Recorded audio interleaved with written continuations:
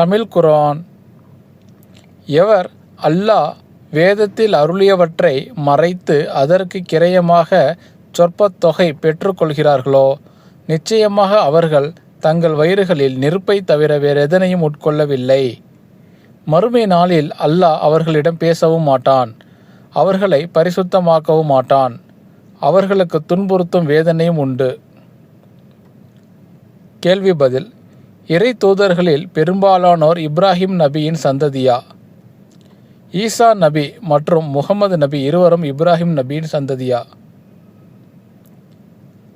ஆம், இறை தூதர்களில் பெரும்பாலானோர் இப்ராஹிம் நபியின் சந்ததியினரே. ஆம், ஈசா நபி மற்றும் முகமது நபி ஆகிய இருவரும் இப்ராஹிம் நபியின் சந்ததி ஆவார்கள்.